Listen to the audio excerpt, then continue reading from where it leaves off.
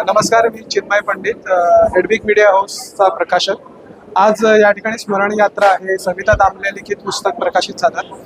हे खरं तर मुलाखतींचं शब्दांकन आहे, जे त्यांनी अतिशय प्रभावीपणे वाचकांसमोर मांडलेलं आहे.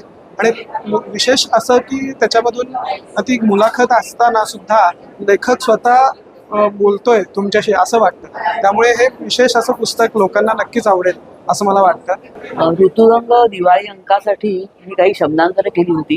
म्हणजे ऋतुरंग दिवाळी अंक 93 साली सुरू झाला आणि माझं 94 सालापासून त्याच्यामध्ये आहे. ती शब्दांकनाची संख्या एवढी वाढली तर त्यामुळे मग त्याचं हे पहिलं पुस्तकच म्हणजे मी केलेल्या. तर ह्याच्यामध्ये वेगवेगळ्या क्षेत्रातील मोठ्या मोठ्या व्यक्तींचा म्हणजे समाज क्षेत्रातल्या म्हणजे दुर्गा गुडिलू म्हणा किंवा सयाजी शिंदे, ह्या लोकांनी सामाजिक काम काय केलं त्याबद्दल म्हणजे ते मोठ्या ते क्षेत्रामध्ये असतील पण त्यांचं स्वतःचं कार्यक्षेत्र आणि त्यातले काही किस्से, अशा प्रकारची ही सगळी एकूण 12 शब्दांकनं आहेत.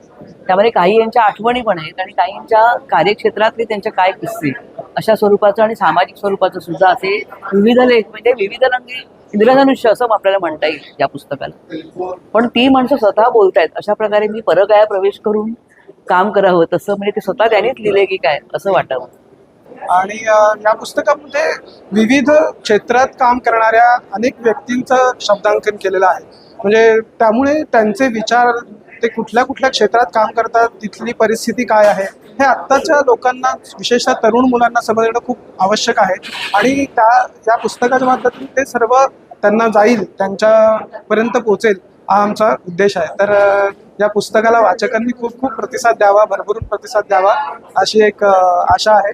आणि नक्कीच आवडीने वाचक हे पुस्तक घेतील असं मला वाटतं. आणि प्रमुख पाहुणे गणेश कनाटे आणि दुर्गा गुडिलू या वैदू समाजाच्या कार्यकर्त्या, त्यांचा लेख ह्या पुस्तकामध्ये आहे. तर तिने जात पंचायती विरुद्ध लढा दिला होता. तिच्या हस्ते मी या पुस्तकाचं हे केलं म्हणजे प्रकाशन केलं. नमस्कार, मी दुर्गा आणि मी आज सविता दामले यांच्या लिखित स्मरण यात्रा या पुस्तकाचं आज प्रकाशन झालेलं आहे. आणि मला इथे बोलवून त्यांनी मला मोठेपणा दिला आणि माझ्यावर जो लेख लिहिला गेला आहे आणि आज इथे या प्रकाशनामध्ये हे घोषित झालं ग्रंथालयाच्या तर्फे की माझी बायोग्राफी लिहिली जाईल. आणि खूप छान असा हा कार्यक्रम झाला आणि माझ्याबद्दल खूप गोष्टी, खूप चर्चा, माझ्या संघर्षाची चर्चा आणि खूप लोकांना जाणून एक आश्चर्यकारक असं वाटलं की एक स्त्री एवढा संघर्ष करू शकते. आणि या पुस्तकाच्या माध्यमातून ते आलेला आहे माझा संघर्ष.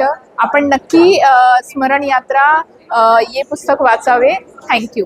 आणि सुदेश हिंगलाजपूरकर आणि सोबत अरुण शेवते ऋतुरंगचे असे एवढे सगळे लोक या कार्यक्रमाला मेन स्टेजवरती होते.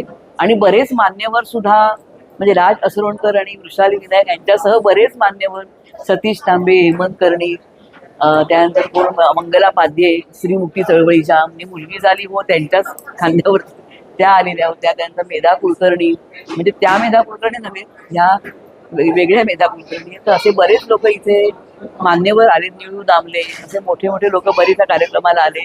आणि माझ्या या मैत्रिणीसारख्या बऱ्याच मैत्रिणी सुद्धा आल्या आवर्जून. ललिता भट अशा मैत्रिणीसारख्या बऱ्याच मैत्रिणी आवर्जून उपस्थित राहिल्या या कार्यक्रमाला.